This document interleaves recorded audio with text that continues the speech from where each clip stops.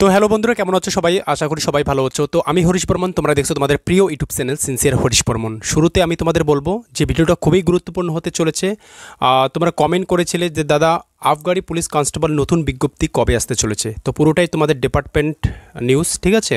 তো তোমরা জানো এই চ্যানেলের মাধ্যমে আমি তোমাদের কোনো রকম ভুয়ো বার্তা দেই না। যেটা ডিপার্টমেন্ট নিউজ উঠে আসে, অফিসিয়াল নিউজ উঠে আসে, সেটাই তোমাদের প্রোভাইড করি, ঠিক আছে? তো ভিডিওটা কেউ স্কিপ করবে না, লাস্ট পর্যন্ত দেখবে। সমস্ত ডিটেলস তোমাদের এই ভিডিওর মাধ্যমে কমপ্লিট করাবো, ঠিক আছে? আর যারা আমাকে নতুনভাবে দেখছো অবশ্যই চ্যানেলটাকে সাবস্ক্রাইব করতে ভুলবে না, ঠিক আছে? আর ভিডিওর ডিসক্রিপশন বক্সে তোমাদের টেলিগ্রাম লিঙ্ক আমি দিয়ে দেবো, তোমরা জয়েন হতে পারো। অনেকেই জয়েন হয়েছে, ঠিক আছে? তো আমি তোমাদের বলতে যাচ্ছি যে এর যে নোটিফিকেশন, ফুল নোটিফিকেশানস তোমরা কবে দেখতে পাবে, পুরো অ্যাপ্রক্স ডেট আমি দিয়ে দেবো, ঠিক আছে? আর আমি তোমাদের একটা কথা বলে দেবো, এর যে ফুল যে ডিটেলস রয়েছে, ঠিক আছে, সেটা তো বলবোই। আর এর যে কম্পিটিশন যে রয়েছে, এই কম্পিটিশন লেভেল সব থেকে কিন্তু হাই হয়, কারণ এটা একটা লোভনীয় চাকরি। তোমরা জানো এক্সাইজ ডিপার্টমেন্ট কনস্টেবল বলো, এএসআই বলো এবং এসআই বলো, ঠিক আছে, এর জন্য কিন্তু অনেকজন অপেক্ষা করে আছে, ঠিক আছে? অনেক ক্যান্ডিডেট কিন্তু অপেক্ষা করে আছে। আর এর কম্পিটিশনস কিন্তু মোটামুটি আমরা অনেকটাই হাই দেখি। জব প্রোফাইল ডাব্লিউবিপি বলো, ক্যাপি বলো, ঠিক আছে, ডাব্লিউবিপি বলো, ক্যাপি বলো, বাট এর যে জব প্রোফাইল রয়েছে তোমার এসআরএ, ডিএ, টিটি সমস্ত কিছু কিন্তু আলাদা আলাদা, ঠিক আছে? মানে মোটামুটি ভালোই, কিন্তু সব থেকে বেশি একটা লোভনীয় চাকরিটাই।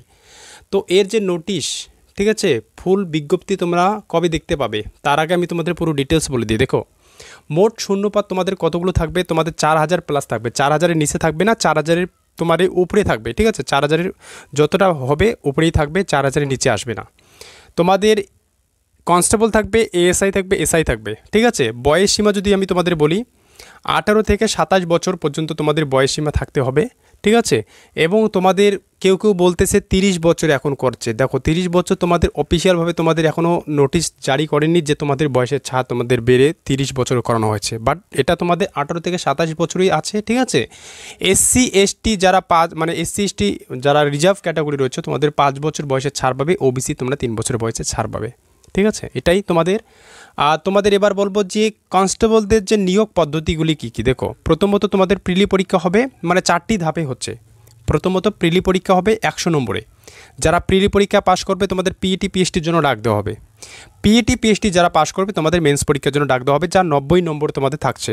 শেষে তোমাদের যেটা রয়েছে চূড়ান্ত পর্যায়ে যেটা হবে সেটা হলো ইন্টারভিউ, ঠিক আছে, যা 10 নম্বর, ঠিক আছে? এটাই তোমাদের কনস্টেবলদের সিলেকশন প্রসেস, ঠিক আছে? আর এখানে আমি তোমাদের একটা কথা বলে দিচ্ছি যে এই কনস্টেবল বলো এবং তোমাদের এএসআই এসআই বলো, এর পুরোটাই মানে সিলেকশনস পদ্ধতি সেম, কিন্তু মেন্সের জায়গায় এখানে ডিসক্রিপটিভ হয়, ঠিক আছে? দেখো, প্রিলি পরীক্ষা তোমাদের 100 নম্বর, মানে তোমাদের 100টি প্রশ্ন থাকবে, যা প্রতিটি প্রশ্ন 2 নম্বর করে হবে, ঠিক আছে? তো 100 তোমাদের প্রতিটি প্রশ্ন 2 নম্বর, মানে 200 নম্বর হচ্ছে, ঠিক আছে? পিইটি পিএইচডি হচ্ছে প্রিলি পরীক্ষা পাশ করার পর পিইটি পিএইচডির জন্য ডাক দেওয়া হবে। পিইটি পিএইচডি যারা পাশ করবে তাদের মেন্স পরীক্ষার জন্য ডাক দেওয়া হবে এবং ডেসক্রিপটিভ টাইপ তোমাদের থাকছে, ঠিক আছে? শেষে তোমাদের ইন্টারভিউ, এটা চূড়ান্ত পর্যায়ে ইন্টারভিউ হচ্ছে। তো আমি তোমাদের বলে দেবো যে ডাব্লিউবিপি এবং কেপি কনস্টেবল এক্সামিনেশন যেমন তোমাদের এখনও 1 বছর পরের যে সিলেকশন প্রসেস আগে যেরকম ছিল, এই তোমাদের এই যে এক্সাইজ তোমাদের কনস্টেবল বলো, এএসআই বলো, 2019-এ মানে 5 বছর অন্তর অন্তর আমরা দেখতে পারি, ঠিক আছে?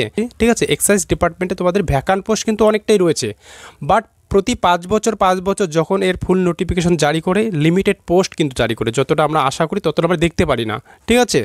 তো 4000 প্লাস কিন্তু থাকছে, আর এটা তোমাদের 2025-এ তোমাদের 100 to 100% তোমরা দেখবে, ঠিক আছে? এবার আমি তোমাদের বলবো ফুল নোটিশ তোমরা কবে দেখবে, ফুল নোটিফিকেশন তোমাদের কবে পাবলিশ হতে চলেছে। দেখো, এটা আমরা 2019-এ দেখেছিলাম, মার্চে, 2013-ই আমরা দেখেছিলাম, ঠিক আছে?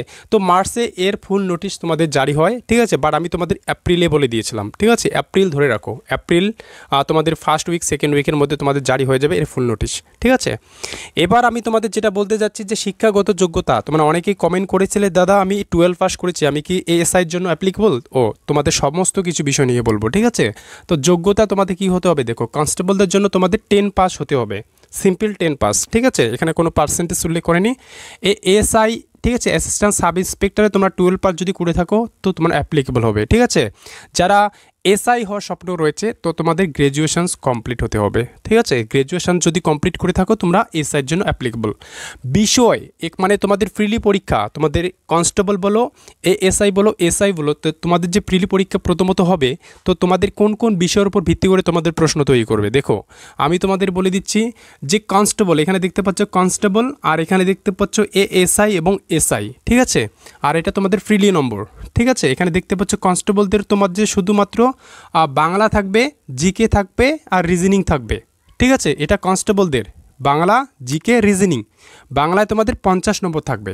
ঠিক আছে, তো এখানে আমি তোমাদের একটা কথা বলে দিচ্ছি, যে সমস্ত ভাই এবং বোনেরা তোমাদের ডাব্লিউবিপি বলো, কলকাতা পুলিশ বলো, যারা কলকাতা পুলিশ ডাব্লিউবিপির জন্য প্রিপারেশনস নিচ্ছ, তো এখানে কিন্তু তোমাদের যদি তোমাদের এই আফগানি কনস্টেবলের যদি অ্যাপ্লাই তো করবেই। ঠিক আছে, তো যখন তোমরা অ্যাপ্লাই করবে, যারা ওই দিক দিয়ে প্রিপারেশনস নিচ্ছ, এখানে কিন্তু তোমাদের সিলেবাস কিন্তু মোটামুটি 50% কভার হয়ে যাবে। ঠিক আছে, আর তোমার এবং অনেকেই রয়েছে যারা বিশেষ করে তোমাদের যদি বলি পিএসসি ক্লার্কশিপের জন্য যারা প্রিপারেশনস নিচ্ছে মেন্স পরীক্ষার জন্য। ঠিক আছে, তো তোমাদের ওখানে কিন্তু ডেসক্রিপটিভ হচ্ছে, বাট এখানেও কিন্তু তোমাদের ডেসক্রিপটিভ হচ্ছে। তো এখানে যারা ওই দিক দিয়ে যারা প্রিপারেশনস নিচ্ছে, এই দিক দিয়ে তোমাদের কিন্তু ডেসক্রিপটিভ যে তোমাদের মেন্স পরীক্ষার জন্য কিন্তু কভার হচ্ছে। যেটাই হোক, সেটা তোমাদের বিধানসভা ভোটের আগেই হোক অথবা পরেই হোক, বাট এর তো যখন নিয়োগ বিজ্ঞপ্তি যখন বেরোবে, এর তো তোমাদের মেন্স পরীক্ষা তো হবেই। ঠিক আছে, তো এবার আমি তোমাদের যেটা বলতে চাচ্ছি সেটা হচ্ছে তোমাদের বিষয়, সেটা হচ্ছে তোমাদের অ্যাসিস্ট্যান্ট সাব ইন্সপেক্টর এবং সাব ইন্সপেক্টর। ঠিক আছে, তো এখানে তোমাদের যেমন এটা কনস্টেবলদের জন্য যেমন বাংলা ছিল, জিকে ছিল, রিজনিং ছিল, বাট এএসআই এবং এসআইয়ের জন্য তোমাদের প্রতিটি 5টি টপিক থাকছে, যেমন বাংলা থাকছে, জিকে থাকছে, রিজনিং থাকছে, ইংলিশ থাকছে, ম্যাথমেটিক্স থাকছে। তো এখানে কিন্তু তোমাদের বাংলা যে রয়েছে, তো এখানে তোমাদের বাংলা তোমাদের 20 কোশ্চেন্স থাকবে এবং প্রতিটি কোশ্চেন্স তোমাদের 2 নম্বর করে থাকবে। ঠিক আছে, জিকে তোমাদের 20 কোশ্চেন, প্রতিটি কোশ্চেন 2 নম্বর করে, রিজনিং তোমাদের 20 কোশ্চেন, প্রতিটি কোশ্চেন 2 নম্বর, ইংলিশ বলো তোমাদের 20 কোশ্চেন 2 নম্বর করে, ম্যাথমেটিক্স সেম তোমাদের 20 কোশ্চেন 2 নম্বর করে।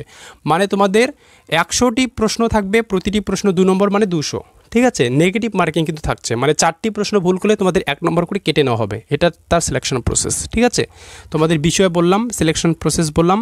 এবার যেটা বলবো সেটা হলো তোমাদের পিএসটি। ঠিক আছে, এখানে দেখে নাও উচ্চতা তোমাদের কত থাকতে হবে। পুরুষদের জন্য উচ্চতা তোমাদের 167 সেন্টিমিটার হতে হবে এবং মহিলাদের জন্য তোমাদের 160 সেন্টিমিটার হতে হবে। ঠিক আছে, এখানে তোমাদের রানিং হচ্ছে, তোমাদের পুরুষদের জন্য 1600 মিটার রানিং হবে, যা তোমাদের একটা সময় দেওয়া হবে, নির্দিষ্ট সময় দেওয়া হবে 6 মিনিট 30 সেকেন্ড, মানে 6 মিনিট 30 সেকেন্ডের মধ্যে তোমাদের 1600 মিটার মানে তোমাদের রানিং তোমাদের কমপ্লিট করতে হবে। এবার যেটা আমি তোমাদের বলবো, মহিলাদের জন্য তোমাদের মাত্র 400 মিটার। ঠিক আছে, এবং তোমাদের 2 মিনিট মাত্র সময় দেবে। মানে তোমরা এখানে যে তোমাদের একটা নির্দিষ্ট পরিমাণে একটা সময় দিয়েছে, এখানে কিন্তু হয়ে যায়, কিন্তু কমপ্লিট কিন্তু হয়ে যায়। এবং পশ্চিমবঙ্গের সিচুয়েশন অনুযায়ী চাকরি পাওয়া মুশকিল হয়ে যাচ্ছে, সেখানে যদি প্রতিটি ব্যাচে যদি 10 জন 20 জন করে ফেল করে, তাহলে এটা লজ্জাজনক বিষয়। কারণ তোমাদের কম্পিটিশন দেখে সব থেকে বেশি এখানে কিন্তু এইখানে মানে তোমাদের যে পিইটি পিস্টের মধ্যে কিন্তু বেশিরভাগ স্টুডেন্ট ফেল হয়, এবং কত গুণ ক্যান্ডিডেটকে ডাকানো হয়, এটা কিন্তু আমি তোমাদের নেক্সট ভিডিওতে বলে দেবো। ঠিক আছে, তো উচ্চতা তোমাদের বলে দিলাম, রানিং বলে দিলাম, এবং তোমাদের মহিলাদের জন্য তোমাদের 400 মিটার 2 মিনিটের জন্য। ঠিক আছে, 2 মিনিটে তোমাদের কভার করতে হবে। নেগেটিভ মার্কিং থাকছে, সমস্ত কিছু তোমাদের বিষয় বলে দিলাম। এবার আমি তোমাদের যেটা বিষয় বলতে চাচ্ছি সেটা হলো তোমাদের এই যে এক্সাইজ কনস্টেবল এএসআই যে রয়েছে। ঠিক আছে, যারা অনেকে ভাবতেছো যে এর বিজ্ঞপ্তি এসে কি লাভ যদি নিয়োগ পদ্ধতি না হয়। দেখো আমি তোমাদের বলবো যে নিয়োগ কবে হবে না, বাট তা নিয়ে ভাবতে হবে না, তা নিয়ে যে তুমি ফর্ম ফিল আপ করবে না এটা কোনো মানে না। ঠিক আছে, বাট তোমাকে ফর্ম ফিল আপ করতে হবে। ঠিক আছে, যদি ফুল বিজ্ঞপ্তি বেরোয় তোমাকে ফর্ম ফিল আপ কিন্তু করতে হচ্ছে। এটার যে বিজ্ঞপ্তি যে রয়েছে তোমাদের এই এপ্রিল ধরে রাখো, মানে এপ্রিলে মার্চে তোমাদের 2019 আমরা দেখেছিলাম মার্চে, তো মার্চে কিন্তু এর নোটিশ আমরা দেখতে পারি, বাট এর ধরে নাও তোমরা এর যে ফুল বিজ্ঞপ্তি রয়েছে তোমরা এপ্রিলে দেখতে পাবে। ঠিক আছে, তার এখানে 4000-এর উপরেই থাকবে, 4000-এর কিন্তু নিচে আসতেছে না। ঠিক আছে, এর উপরে থাকবে মানে 5000 সামথিং এরকম থাকছে। ঠিক আছে, কনস্টেবল এএসআই। ঠিক আছে, এবং পুরো বিষয় নিয়ে আমি তোমাদের বলে দিলাম। এবং যদি তোমাদের কোনো কিছু ডাউটস থাকে, এর সিলেবাস সমস্ত কিছু অফিসিয়াল সিলেবাস, তোমাদের প্রিভিয়াস ইয়ারের যে কোশ্চেন্সগুলো রয়েছে সমস্ত ডিটেলস বলে দেবো। ঠিক আছে, তো এটাই তোমাদের আজকের বিষয়। ঠিক আছে, আর এটা তোমাদের 2025-এ তোমরা 100 to 100% দেখবে। আর এটাই ছিল তোমাদের বিষয়। ঠিক আছে, তা ভিডিওটা কেমন লাগলো অবশ্যই কমেন্ট করে বলবে, এবং নেক্সট ভিডিও পাওয়ার জন্য অবশ্যই চ্যানেলটিকে সাবস্ক্রাইব করে দেবে। Thank you.